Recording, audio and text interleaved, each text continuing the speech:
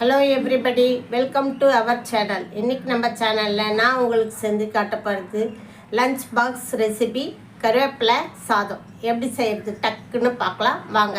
அதுக்கு ஒரு கைப்பிடி அளவு கருவேப்பிலை எடுத்துக்கேன், 2 காஞ்ச மிளகாய், ஒரு சின்ன நெல்லிக்காய் சைஸ் அளவு புளி துண்டு துண்டாக கட் பண்ணி வச்சுருக்கேன்.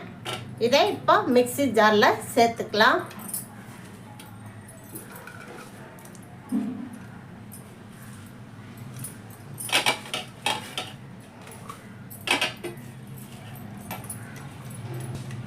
கொஞ்சமாக உப்பு சேர்த்துக்கலாம். சாதத்துக்கும் போட போகிறதுனால கொஞ்சம் கூடவே போட்டுப்போம். அப்புறம் வேணா எக்ஸ்ட்ரா பார்த்துக்கலாம். அரைச்சிட்டு வந்துட்டேன். இதை ஒரு கிண்ணத்துக்கு மாற்றிக்கலாம். இப்போ நாம் கருவேப்பிலை சாதம் ரெடி பண்ண ஆரம்பிச்சிடலாம். தாளிக்கிறது எப்படின்னு பார்க்கலாம். அதுக்கு அடுப்பில் ஒரு வானை வச்சுட்டு தேவையான அளவு நல்லெண்ணெய் சேர்த்துக்கலாம். நான் 200 கிராம் ரைஸ், ஒரு டம்ளர் சாதத்தை குக்கரில் வச்சு எடுத்து வச்சுருக்கேன். நல்லெண்ணெய் ஊற்றினா நல்லாயிருக்கும். அடுப்பு பற்ற வச்சுக்கலாம். எண்ணெய் காஞ்சிடுச்சு. இப்போ ஒரு கைப்பிடி அளவு வேர்க்கடலை எடுத்து வச்சுருக்கேன், அதை போட்டு வறுத்துக்கலாம்.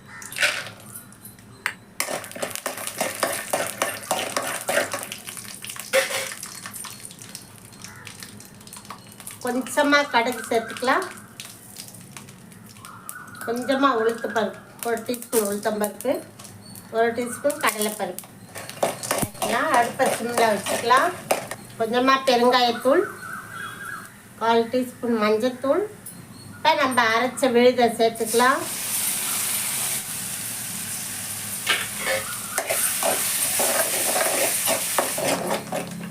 நான் காரத்துக்கு அந்த 2 காஞ்ச மிளகாய் போட்டேன்ல, அதோடு நிறுத்திருக்கேன். நீங்கள் இன்னும் வேணும்னா தாளிக்கும் போதும் கொஞ்சம் மிளகாய் சேர்த்துக்கலாம்.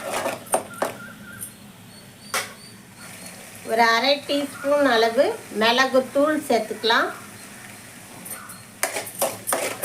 இப்போ ஒரு டம்ளர் அரிசி சாதத்தை சேர்த்துக்கலாம். வச்சு வச்சுருக்கேன். நான் குக்கரில் தான் பண்ணேன் இந்த சாதம். நீங்கள் எப்படி வேணாலும் பண்ண கலரிக்கலாம். நல்லா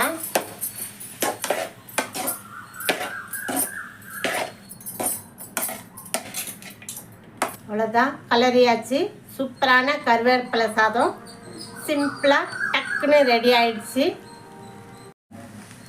பாருங்க, கருவேப்பிலை சாதம் பார்க்கவே ரொம்ப அழகாக இருக்குது. அது மட்டும் இல்லை, சாப்பிட்டிங்கன்னா இன்னும் கூட ரொம்ப டேஸ்ட்டாக இருக்கும். Enjoy with your family members. Thank you.